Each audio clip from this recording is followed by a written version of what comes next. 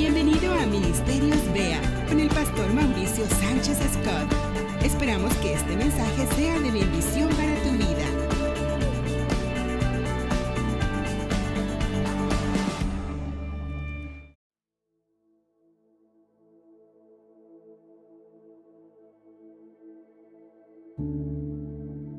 El sabio rey Salomón, en el Eclesiastés, en el capítulo 3, él va a dar una cátedra acerca del tiempo y de los tiempos.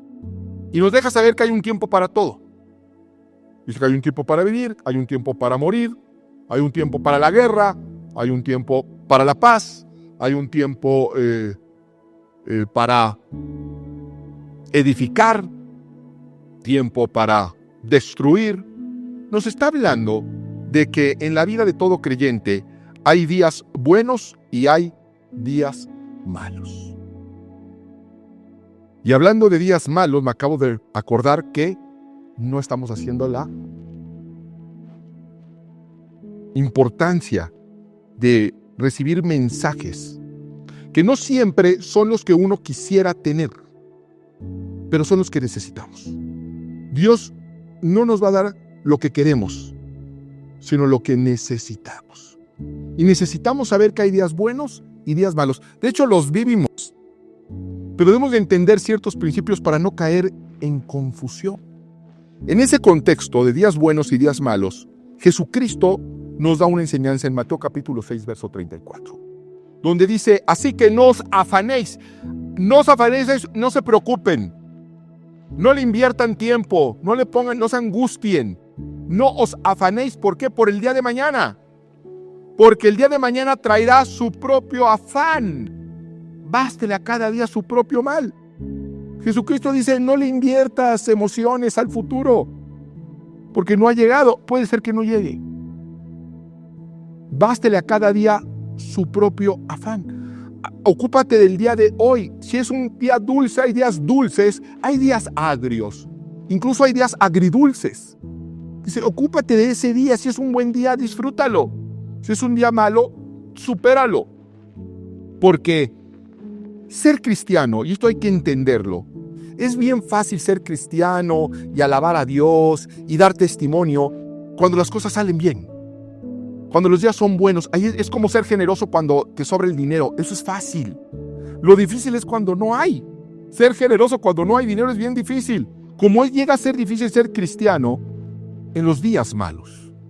¿Cómo alabo en un día malo? ¿Cómo testifico de las maravillas de Dios, de la bondad de Dios, del amor de Dios, si me estoy separando? Si estoy enfrentando un divorcio, si estoy en una quiebra, si estoy enfermo. Es muy difícil testificar y entonces sí darle gracias a Dios. Y entonces no sabemos cómo reaccionar y nos llenamos de dudas. Y nos llenamos de confusión. Y nos llenamos de miedo porque no entendemos qué es lo que está pasando. Como pastor incluso es mucho más fácil llevar una palabra cuando todo sale bien o cuando Dios nos libró de algo. ¿Y qué pasó? Ya, ay, bendito sea el Señor, gloria a Dios. Pero ¿qué hacemos con la persona que está perdiendo? La persona que está perdiendo su salud, la persona que está perdiendo recursos, la persona que está enterrando a un ser querido. Y es que hay ocasiones que ciertos versículos de la Biblia parecen quedarse cortos. Hay ciertos versículos que parecen apropiados en ciertas circunstancias, pero que en otras no parece apropiado ni sabio utilizarlos. A pesar de que la Escritura nos dice que toda palabra es inspirada por Dios y es útil. Toda palabra, en todo momento. Déjame mostrarte uno de esos versículos extraños. Es muy conocido, Romanos capítulo 8, verso 28. Romanos 8, 28. Si lo tienes, decimos: y sabemos que a los que aman a Dios, ¿quiénes de aquí amamos a Dios? Amén, gloria a Dios. Que los que aman, todas las cosas les ayudan a bien. Los que amamos a Dios, todas las cosas les ayudan a bien. Esto es, a los que conforme a su propósito son llamados. Este versículo de que todo ayuda bien acomoda con facilidad a alguien cuando pierde un partido de fútbol. Ay, pero sí, pero no importa, todo ayuda bien. O incluso a un joven que no lo aceptaron en la secundaria, no pasó el examen de admisión. No te preocupes, mijo. Acuérdate que Romanos dice que todo ayuda bien a los que aman a Dios, así que esto va a ser para bien. Incluso alguien que puede llegar a perder el trabajo, no te preocupes, Dios tiene algo para ti enfrente porque la Biblia dice que todo ayuda bien. Allá acomoda bien, pero ¿cómo le dices a alguien que está sepultando a su hijo que todo ayuda bien? A alguien que está recibiendo un diagnóstico médico terminal es que todo ayuda bien. Ahí no es tan fácil. Alguien que está enfrentando una tragedia, decirle que esa tragedia es para su bien. Pues dan ganas de responder, pues no me ayudes tanto, compadre. Y si nosotros no entendemos las verdades y las profundidades espirituales, caemos en confusión. No entendemos y entrará tarde o temprano el temor. ¿Por qué? Por querer encontrar sentido al sinsentido, razón a la sin razón, propósito en el caos. Eso solamente va a llevar a la confusión y al miedo. Lo primero que tenemos que entender es que no podemos responsabilizar a Dios por nada malo que nos suceda. Absolutamente, Dios no envía nada malo a nuestra vida. La Escritura dice en Santiago, toda buena dádiva y todo don perfecto desciende de lo alto del Padre de las luces, en el cual no hay mudanza y ni siquiera hay una sombra de variación. Todo lo bueno viene de parte de Dios. Dios no va a enviar nunca nada malo, pero enfrentamos cosas malas.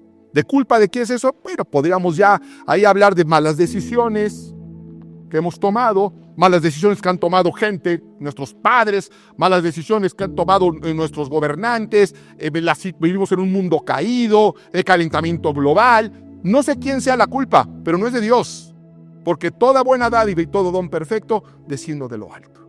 Y en Jeremías 29:11 leemos que Él tiene planes de bienestar y no de calamidad. Entonces no, Dios no es el culpable. Y ya no quiero hablar de quién es el culpable, eso ya no importa, más bien es cómo lo solucionamos. Eso que estás viviendo, ¿cómo lo solucionamos? ¿Qué hacemos? Yo quiero pedir tu favor, quiero que te pongas de pie, pónganse todos de pie, por favor. Todos los que puedan, pónganse de pie. Y les voy a pedir que me señalen a mí, señálenme, todos señálenme. Ay, qué feo se siente, oiga, nunca lo había sentido. Sentí que me estaban, su juicio sentí sobre mí.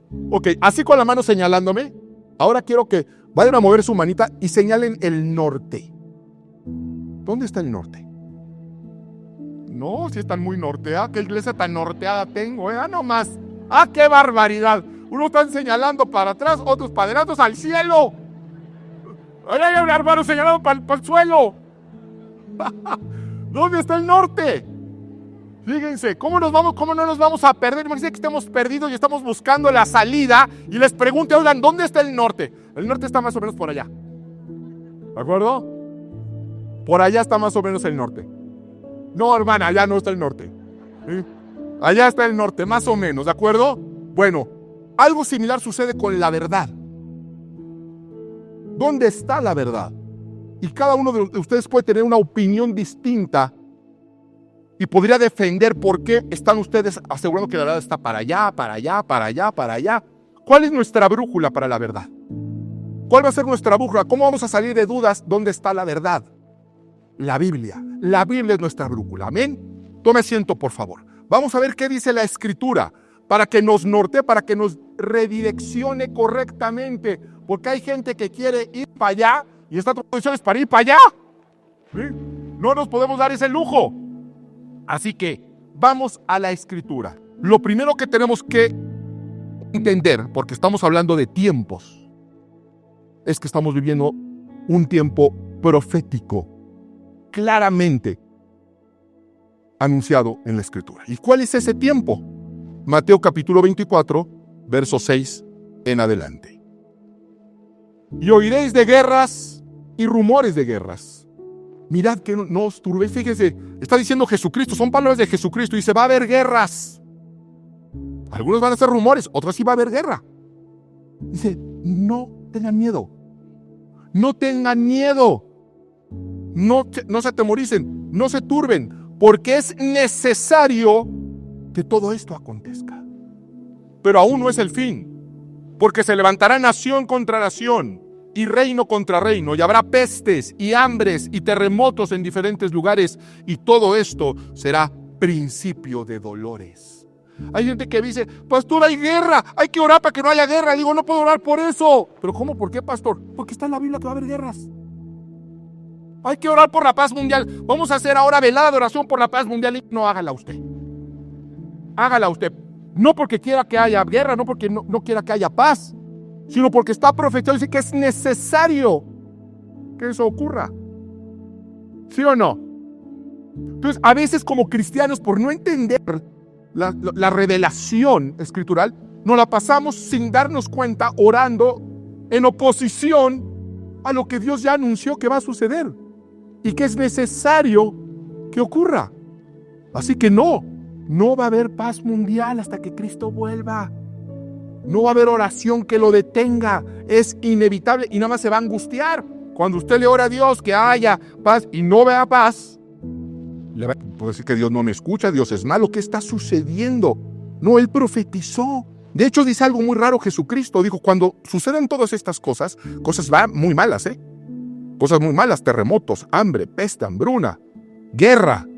Dice, cuando vean ustedes que sucede, levanten su cabeza. Yo creí que iba a decir, cuando vean eso, corra, sálese quien pueda. No, dice, levanten su cabeza, porque está próxima su liberación. Lo que dice Jesucristo, cuando ustedes vean que esto sucede tal como yo se los dije, tengan confianza en que yo sé lo que va a pasar. Tengan confianza que yo tengo el control de todo en el universo y ya te dije cómo acaban las cosas, no van a acabar así. Así que realmente esto nos debería de dar seguridad. ¿Por qué? Porque Jesús profetizó que el hombre iba a llegar por sus malas acciones y por sus malas decisiones a este punto. Y dice, y todo esto será principio de dolores, pestes, hambres. Venimos saliendo de una pandemia que ahorita otra vez se está como medio activando. ¿Qué significa que diga que habrá pestes y hambre? Pues si habrá pestes significa que va a haber enfermedades, que algunos entre nosotros nos vamos a enfermar, que va a haber hambre, algunos perderán el trabajo, perderán sus ahorros, lo está diciendo la Escritura. Y luego cuando sucede, nos asustamos. Fíjense nomás. Yo digo, Jesús, pero si yo te dije que eso iba a pasar. Bueno, ¿qué podemos hacer? Aparte es solamente el principio de eventos proféticos que nadie puede detener. Jesucristo, la misma persona que dijo esto, dijo, conoceréis la verdad y la verdad os hará libres. ¿Libres de qué? De lo malo. Libres en toda la extensión de la palabra, incluyendo y empezando por el temor. Nos va a hacer libres en toda la extensión de la palabra. La Biblia dice que si el Hijo os libertare, seríamos verdaderamente libres. Usted no puede tener libertad si es presa del temor. Lo primero que necesitamos es ser libres de temor, porque el temor nos paraliza. El temor nos impide tomar buenas decisiones. El temor nos impide redireccionarnos. El temor incluso nos impide ejercer fe. No, ¿cómo vas a tener fe? ¿Cómo vas a dar saltos de fe si vives con temor? Es imposible. Y sin fe es imposible agradar a Dios. Y para el que tiene fe, todo es posible. Entonces fíjense nada más el peligro de vivir esclavizados en el temor, de no ser libertos del temor, y Dios nos quiere liberar. Y orar. ¿Para qué oramos? No para detener los sucesos proféticos, no para detener el hambre, no para detener las pestes, no para detener la crisis global, no para detener la creación de un gobierno mundial, no para detener que emerge el anticristo, la bestia, la marca de la bestia. No se ora para eso. Quien ora para eso, ora mal. Está orando mal. Está orando en contra de lo profetizado por la palabra. No, oramos para apelar por una protección sobrenatural de Dios. La misma protección que mantuvo las fauces de los leones cerradas cuando Daniel estaba en el pozo. Israel no se vio afectado por los desastres en Egipto. Estaba en Egipto. Vivió esas plagas, pero no se vieron afectados por ellas. Yo creo que es posible. Yo he visto la mano de Dios actuando a favor de su pueblo. He visto milagros de sanidad. He visto personas desahuciadas, como Dios interviene. Vi la mano de Dios detener un tsunami en Hawái en 2011. Son cosas que yo vi con mis propios ojos. Vi a mi hijo sanar espontáneamente de un momento para otro. ¿Qué hacer? ¿Qué debemos hacer? La Escritura nos lo dice. Nos lo dice con una claridad asombrosa, pero nosotros somos oidores y no hacedores de la palabra. Vamos a nuestra brújula, vamos a la palabra de Dios. Segunda de Crónicas capítulo 7, verso 14. Segunda de Crónicas 7, 14. Cuando lo tengamos decimos amén.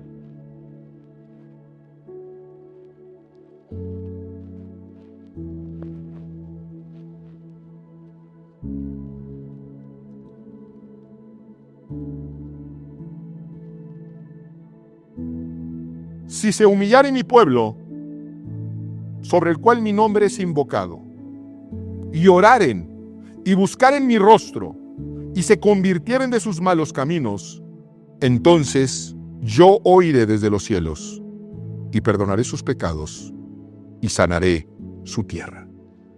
El título de este sermón es Sanaré su tierra. Dios desea sanar nuestra tierra. Y en el contexto en el que se escribió este libro de la Biblia, la tierra representaba todo para el israelita. La tierra era su identidad.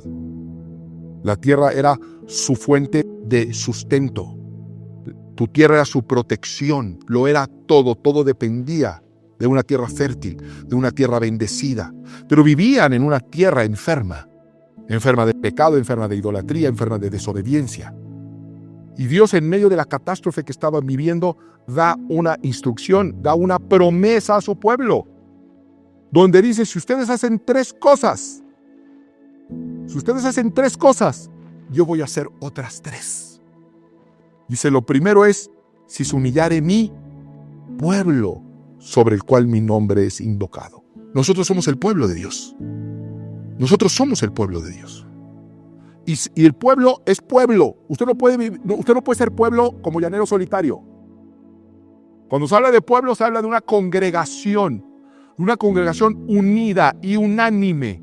En el Pentecostés, Jesucristo les dijo: manténganse unidos, manténganse unánimes, y algo maravilloso va a suceder. Y sucedió en Pentecostés. Descendió el Espíritu Santo sobre ellos. Fueron empoderados con el poder santo de Dios. ¿Dónde estaban? Juntos y unánimes, en un mismo sentir, porque podemos estar reunidos, pero estar divididos. Por eso la Biblia habla tanto acerca de evitar la división, la murmuración, la contienda dentro de la iglesia, porque donde hay unidad, Dios va a derramar bendición. Y nos lo dice una y otra vez, y esta es una de tantas: sean pueblo, juntos, unánimes y en humildad.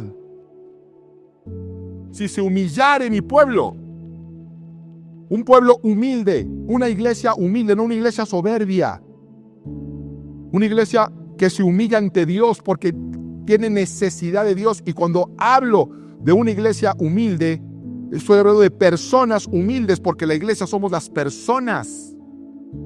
Cuando se habla de iglesia soberbia, no es la iglesia, no es la construcción, no es el templo. Son hombres y mujeres soberbios que impiden que la manifestación de Dios sea derramada en su iglesia. Así que lo primero es ser pueblo, juntos, unánimes y en humildad. Eso es lo primero. Y lo segundo es que orar. Ese pueblo, esa congregación, de una manera humilde, ora. ¿Para qué ora? No adivinen, ahí está en la Biblia, y léanlo. ¿Para qué ora?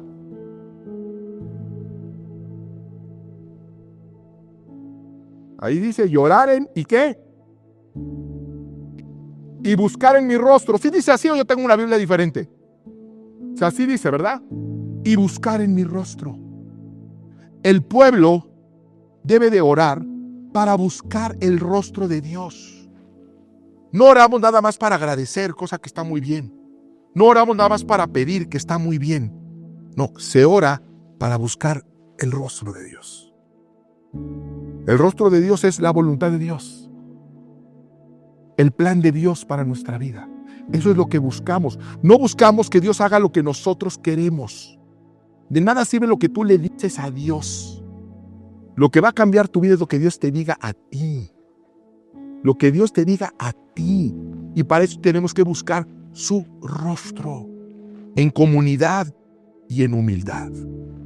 Y por último dice la tercera acción: y se convirtieren de sus malos caminos. Y se convierte. Usted puede congregarse, podemos estar en la misma sintonía, Podemos orar y orar y orar para buscar el rostro de Dios. Pero si no cambiamos nuestra forma de vivir, no vamos a recibir lo que Dios promete. Dice, y se convirtieren de sus malos caminos. Si usted está en un mal camino y se rehúsa a cambiar de dirección, pues ya no sé ni a qué viene usted aquí. No sé a qué viene. No le digo que se vaya, quédese a ver si algún día le amanece el entendimiento. Pero lo que sí le tengo que decir es que nada va a cambiar en su vida. Nada va a cambiar en su vida. Y no porque Dios no quiera, sino porque usted no quiere que Dios se manifieste. Porque Dios le dice cómo, y Él sabe, Él es la brújula. Él sabe llevarlo al norte. Él sabe a dónde lo quiere llevar, a usted y a su familia. Lo quiere bendecir, pero no puede bendecirlo en un camino que Dios no puede patrocinar. Dios no puede bendecir caminos de maldición. Es como darle arca abierta a un ladrón o darle un arma cargada a un asesino. Es una locura.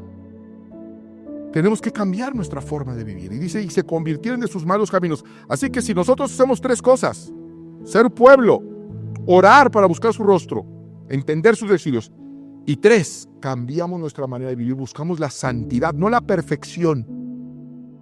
Dios no demanda perfección, pero hay caminos donde usted anda, donde sabe que no debe andar y puede dejar de andar. Hay gente que dice, pastor, es que no puedo. No, una vez se juntó una persona conmigo, muy angustiado, un joven, dijo, yo no puedo, tengo un problema de adicción que no puedo.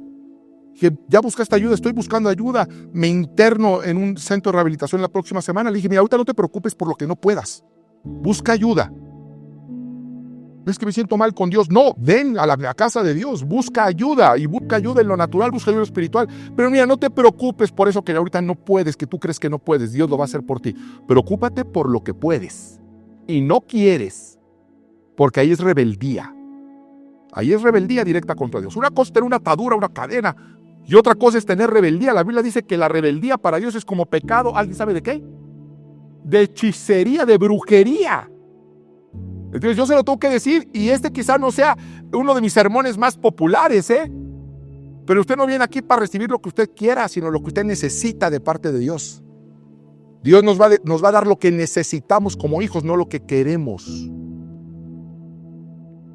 Tenemos que cambiar nuestra forma de vivir.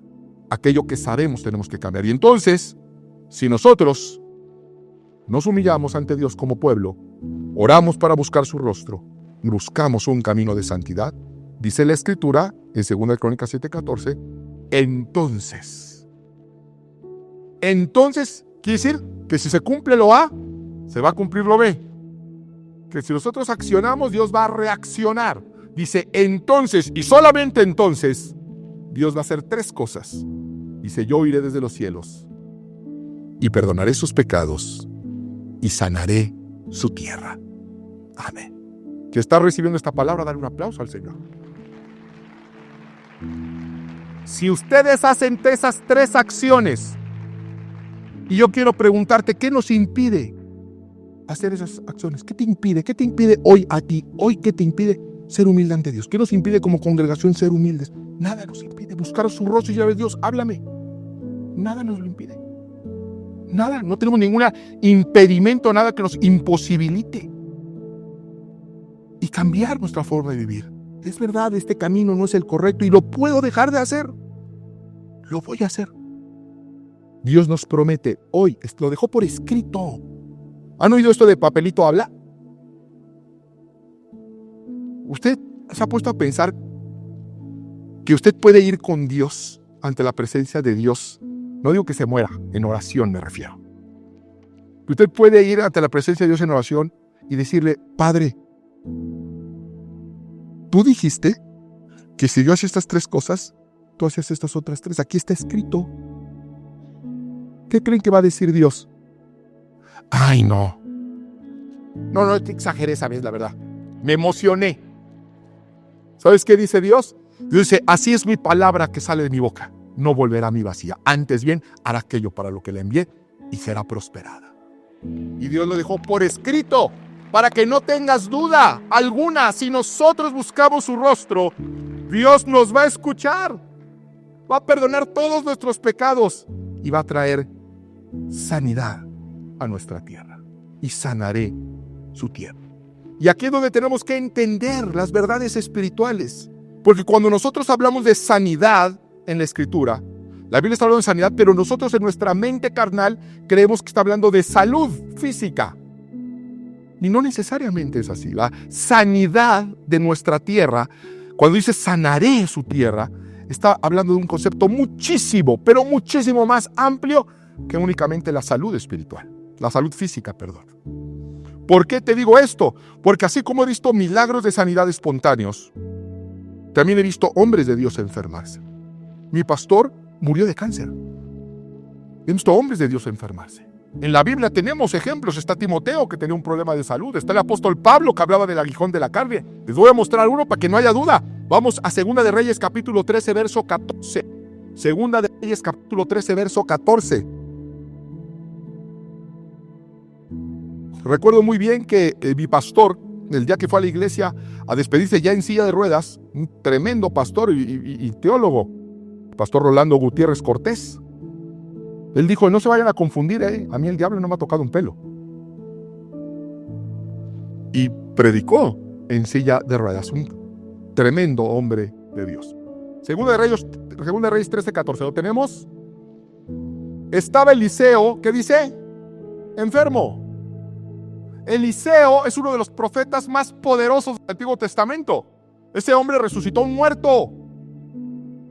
Ese hombre tenía la doble porción de poder de unción del profeta Elías. Elías oraba y llovía fuego del cielo. Bueno, Eliseo le decía, quédate acá y te voy. Tenía la doble porción de Elías. Un hombre, te voy a repetir, que oró y resucitaron muertos. Bueno, dice que estaba enfermo. Pero no solamente nos dice que estaba enfermo, porque bueno, que estaba enfermo, que se le dio una gripilla. Dice, ¿estaba enfermo de qué? De la cual. Oiga, pero ¿sí desayunó? Es que me desmotivan. Me desmotivan. Dice que estaba enfermo de qué? De aquella enfermedad de la cual moriría. O sea, ¿de qué se murió Eliseo? De enfermo. Se murió de una enfermedad, no nos dice cuál. Pero se murió de una enfermedad. El gran profeta Eliseo. ¿Qué podrían haber pensado muchos? Ay, pues Eliseo está enfermo, porque algo habrá hecho, algún pecado de tener. No. No. Los hombres y las mujeres de Dios también mueren. Y si usted tiene miedo de morir, déjeme compartirle algo. Uno de los estudios más completos que se han realizado acerca de la muerte determinó, después de una enorme, de muchísimos años de estudio, que la posibilidad de que te mueras son del 100%. Del 100%. Te vas a morir. Voltee con el lado y dígale, te vas a morir. Se sentirá gacho, pero es una verdad. Pero es una verdad. ¿Están conscientes que es una realidad? A menos de que Cristo venga, nos vamos a morir. Y solamente se va a morir de una de estas tres cosas. De enfermo, como Eliseo. 2, en un accidente. O en una manera trágica. Un accidente, un asalto, una caída, un balazo. O 3, de viejo, que es lo mismo que enfermo, No hay otra opción. No hay otra. No existe otra. Salvo que tengas la idea de subirte a un edificio y aventarte, no hay otra opción. Todos nosotros nos vamos a morir de una de esas tres y ninguna está padre. Ninguna está padre. Así que si usted tiene su terror a morirse, va a vivir con terror todos los días de su vida. Pero Jesús vino a morir precisamente para hacernos libres del temor a la muerte. Y resucitó como prueba de que tiene control de la vida después de la muerte. Así que nosotros, un cristiano por definición, no puede tener miedo a la muerte. No digo que la busquemos, no digamos que la anhelemos, pero no podemos tener miedo a la muerte, porque además lo peor que nos puede pasar en esta vida precisamente es morirnos. ¿Qué es lo peor que te puede pasar? Morirte. Y al morirte, ¿sabe a dónde va usted? A la presencia de Dios. Y eso es lo peor que nos puede pasar. Fíjese qué maravilla ser cristiano. Qué bueno es nuestro Señor. Así que, y si vemos a Eliseo así enfermo de la enfermedad que iba a morir, está en su propósito. Es el episodio del rey Joás, va a verlo y él dice que golpee. Seguía en el propósito del Señor. Enfermo hasta el último día de su vida. Porque lo que va a definir la vida de un cristiano y la vida de un creyente no es cómo muere. Porque no está en sus manos cómo va a morir. Usted no puede decidir cómo va a morir. No sabemos y no sabemos ni siquiera cuándo. Lo que sí puede decidir y tiene totalmente el control es cómo va a vivir. Cómo va a vivir, cómo va a enfrentar las dificultades, cómo va a enfrentar los días malos, cómo va a enfrentar los días buenos, cómo va a enfrentar la abundancia, cómo va a enfrentar la escasez, cómo va a comportarse en las montañas y cómo va a comportarse en los desiertos. Eso depende de usted y eso es lo que lo va a definir. Porque lo que van a recordar y el legado que usted va a dejar a su iglesia, a sus hijos, a su familia, a sus amigos, no es cómo murió, es cómo vivió. Solamente la gente miope juzga a una persona por cómo murió. Ay, mira, era pastor y se cayó y se mató. ¿Y luego? ¿Usted quería que se cayera y rebotara? No, lo que nos va a definir como hijos e hijas de Dios es cómo vivimos. Por eso Jesucristo dijo, enfóquense en el día de hoy. Enfócate en el día de hoy. Y Dios promete plenitud. Pero esa plenitud de Dios se da no cuando estamos sanos, no solamente cuando estamos prósperos, sino cuando estamos cumpliendo con el propósito de Dios en esta vida. Esa es la verdadera plenitud. Estar en el propósito del Todopoderoso.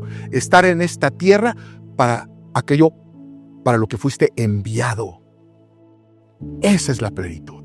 Esa es la felicidad. Ese es el objetivo y el norte de la vida de un cristiano.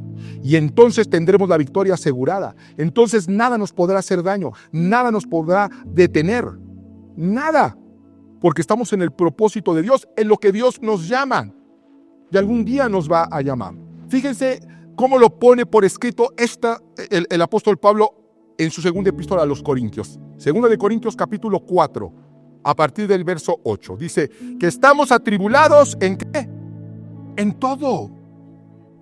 Estoy atribulado en todo. Todos tenemos tribulaciones pequeñas, medianas y grandes. Y a veces no solamente una, varias. Hoy por hoy, en este momento, ¿quién está sufriendo algún tipo de tribulación? Amén. Pablo dice, ¿estamos atribulados en qué? En todo, dice. En todo. Pero no angustiado. Estamos atribulados, pero no estamos angustiados. Estamos en apuros, pero no desesperados, perseguidos, pero no desamparados, derribados, pero no destruidos, llevando en el cuerpo siempre por todas partes la muerte de Jesús, para que también la vida de Jesús se manifieste en nuestros cuerpos. Porque nosotros que vivimos, siempre estamos entregados a muerte por causa de Jesús, para que también la vida de Jesús se manifieste en nuestra carne mortal. De manera que la muerte actúa en nosotros y en vosotros la vida, pero teniendo el mismo espíritu de fe, conforme a lo que está escrito, creí, por lo cual hablé. Nosotros también creemos, por lo cual también hablamos, sabiendo que el que resucitó al Señor Jesús, a nosotros también nos resucitará con Jesús y nos presentará juntamente con vosotros. Porque todas estas cosas padecemos por amor a vosotros, para que abundando la gracia por medio de muchos, la acción de gracia sobreabunde para la gloria de Dios. Por tanto, no desmayamos. Antes, aunque nuestro hombre exterior se va desgastando, el interior no obstante se renueva de día en día. Porque esta leve tribulación momentánea produce en nosotros un cada vez más excelente y eterno peso de gloria. No mirando nosotros las cosas que se ven, sino las que no se ven, pues las cosas que se ven son temporales, pero las que no se ven son eternas. Gloria a Dios. Gloria a Dios. Debemos de empezar a cambiar y ver el norte, buscar el norte espiritual, porque nuestro hombre exterior se va desgastando día a día. No me cree, nomás vea una selfie que se haya tomado hace 10 años y va a ver nomás los efectos del desgaste y no hay mucho que podamos hacer para detenerlo. No hay mucho. Una respiradilla, 2, 3, pero tienen un límite también. Tienen un límite. Debemos aprender a orar en el Espíritu. Mi esposa recientemente hablaba de la importancia de aprender a orar en el Espíritu y no en la carne. Cuando usted vaya a orar y a pedirle a Dios, entienda que dentro de nosotros hay dos naturalezas, una naturaleza espiritual y una naturaleza carnal. La espiritual tiende a lo espiritual, la carnal tiende a lo carnal. La espiritual quiere velada de oración, la carnal se quiere dormir o irse al antro. Si usted ora en la carne, todo lo que usted va a pedir es para la carne porque la carne sabe que aquí se queda. Todo lo que usted pida va a ser temporal y con fecha de caducidad, porque la carne sabe que ella se va a quedar aquí. Debemos aprender a orar en el Espíritu. Cambiar nuestra manera de vivir, no por protección nada más, no por prosperidad, no por sanidad, sino orar para andar en el propósito de Dios. A usted de nada le sirven sus recursos financieros. La Biblia dice que la vida del hombre no consiste en la abundancia de los bienes que posee. La vida no se trata de eso. Usted puede estar muy millonario y muy saludable, pero si usted no está en el propósito de Dios, esa vida fue una vida inútil. Inútil. Fue una vida sin propósito. Fue una vida estéril. Por el contrario, usted puede estar en apuros financieros y puede estar con una enfermedad, pero si está en el propósito de Dios, usted es invencible. No es invulnerable, pero somos invencibles mientras estemos en los caminos de Dios. Y ahí sí, cuando hay propósito, todo es para bien. Cuando usted está en el propósito, todo será para bien. Así que debe ser libre del temor, y solamente hay un temor sano para un cristiano. Usted solamente puede tener un temor. Yo dejé de sentir miedo, y Dios me está escuchando, hace muchos años. En un cuarto de terapia intensiva, clamándole al Señor por un milagro para mi hijo que estaba desahuciado. Y Dios hizo un milagro espectacular, lo sanó en un instante. A partir de ese día yo no he vuelto a sentir miedo. No ese tipo de miedo, no esa zozobra. Y hemos enfrentado cosas terribles, acabamos de enfrentar un tiempo muy difícil como familia. Con hijo en el hospital otra vez, yo también en el hospital. Pero ese miedo, no. Porque una vez que uno gusta del poder de Dios, del amor de Dios, y te das cuenta que Dios está ahí y que Dios te escucha, a partir de ese momento, un sí de Dios es tan bueno como un no de Dios. Quizás no es lo que tú esperabas, quizás no es lo que tú anheles, pero una vez que tú estás seguro en quien has creído, un sí de Dios es tan bueno como uno. Y puedes clamar, pero ya no clamas desde la desesperación. Ya no clamas desde la devastación. Clamas desde tu necesidad. Y es una oración distinta. El único temor que usted debe tener hoy es no andar en el propósito de Dios. Eso sí es de tenerle miedo. No andar en los caminos del Señor. Porque andando en los caminos del Señor usted va a poder enfrentar cualquier circunstancia, cualquier circunstancia, porque sabe a dónde va. Si usted construye su vida sobre la roca, usted sabe dónde está usted. Si lo peor que le puede pasar, morirse, ya sabe a dónde va. Y mis hijos, y mi esposa, usted sabe con quién se quedan, sabe que la mano del Todopoderoso está con ellos. Usted sabe dónde está, dónde ha fincado su esperanza. Entonces usted tiene que preguntarse hoy, ¿en quién realmente he fincado mi esperanza? Y si no lo ha hecho, hágalo, para que sea libre de temor y que nuestras oraciones sean desde nuestro anhelo, desde nuestra necesidad, pero no desde la desesperación, no desde la confusión y no desde el terror. Porque fíjense cómo lo puso Habacuc, un profeta que casi no se predica de él, un librito bien chiquito. Vamos al libro de Habacuc, capítulo 3, a partir del verso 17. Este hombre de Dios entendía las profundidades, y fíjense lo que va a escribir. Y casi no se predica de esto.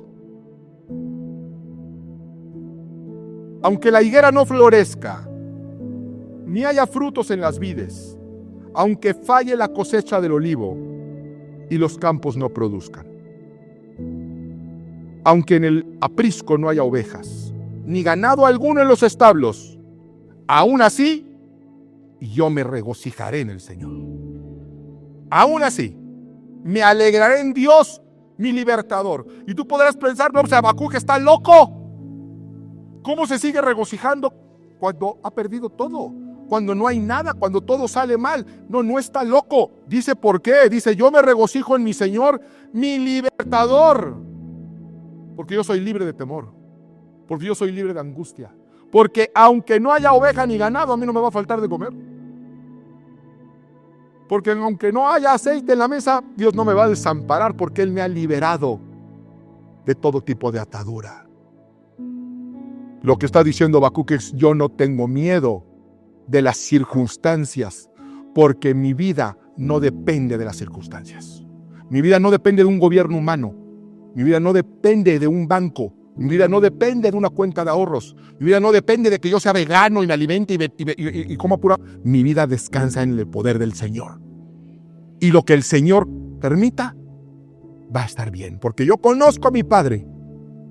Yo conozco a mi Padre. Y su voluntad para mi vida es buena, es agradable y es perfecta. Así que no tenga miedo. No tenga miedo.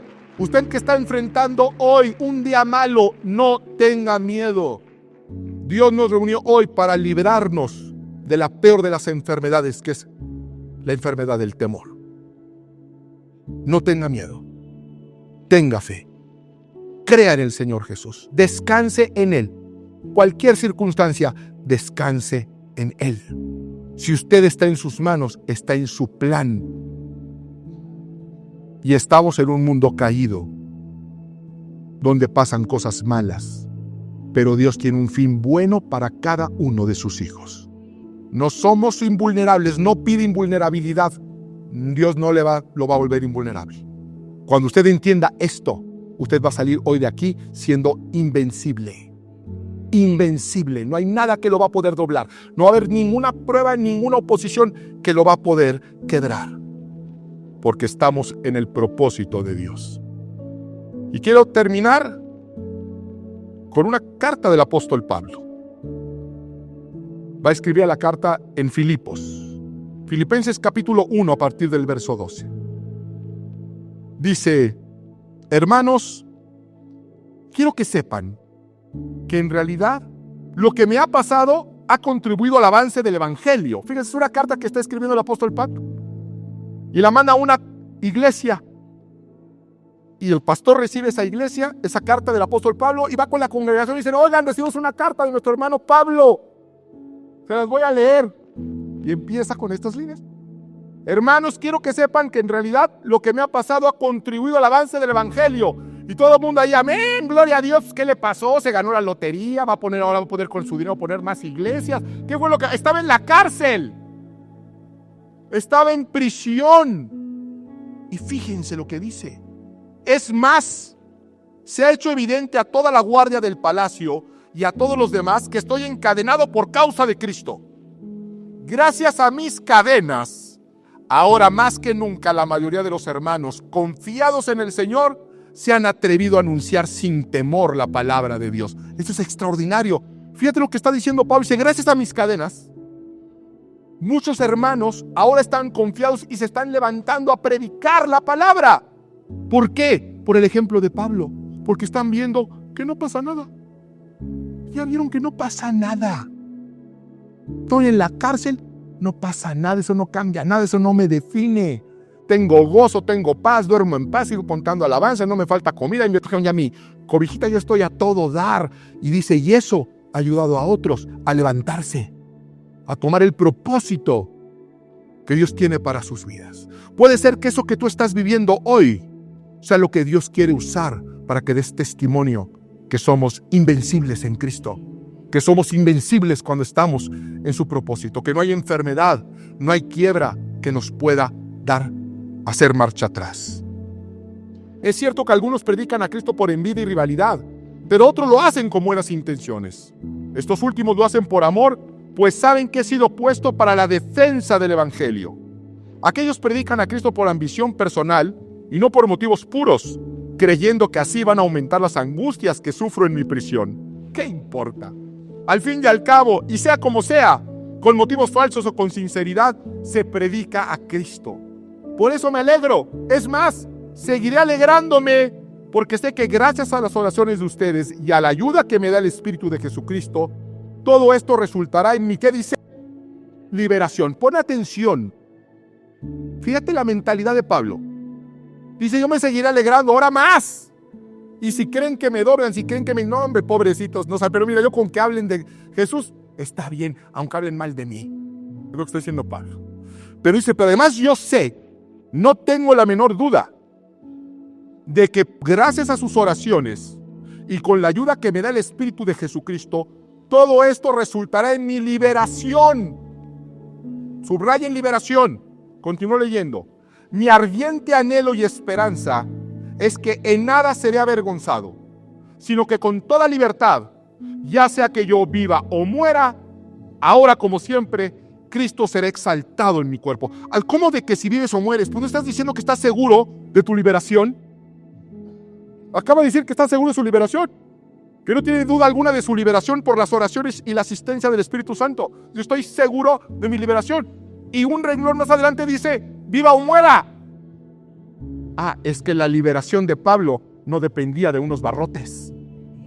La liberación de Pablo no depende de su circunstancia, sino del Espíritu de Cristo que hace libre aún a alguien tras las rejas. Esa es la liberación. Y dice, porque para mí el vivir es Cristo y el morir es ganancia. Ahora bien, si seguir viviendo en este mundo representa para mí un trabajo fructífero, ¿qué escogeré? No lo sé. Me siento presionado por dos posibilidades. Deseo partir y estar con Cristo, que es muchísimo mejor, pero por el bien de ustedes es preferible que yo permanezca en este mundo. Convencido de esto, sé que permaneceré y continuaré con todos ustedes para contribuir a su jubiloso avance en la fe. Esto me huele la cabeza.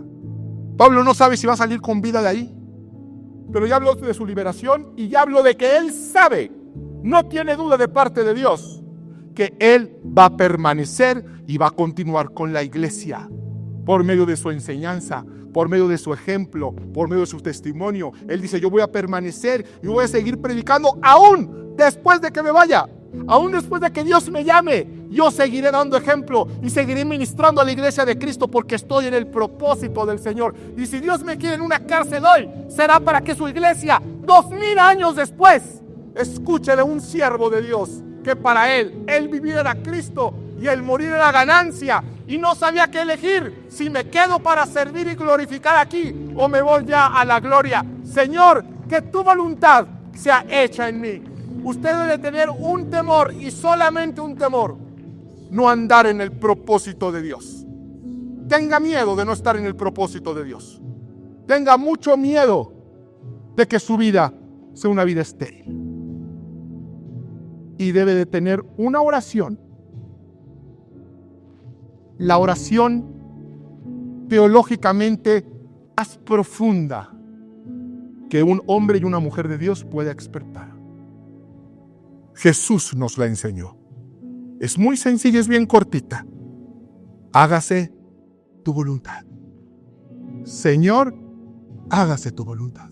Yo anhelo esto, yo quiero esto, a mí me gustaría esto otro, pero Señor, hágase tu voluntad en mi vida. Que Dios nos bendiga. Ministerios Vea con el pastor Mauricio Sánchez Escort. Esperamos que este mensaje sea de bendición para tu vida. Para conocer más, visita nuestro sitio en internet www.iglesiavea.com. Gracias por escucharnos.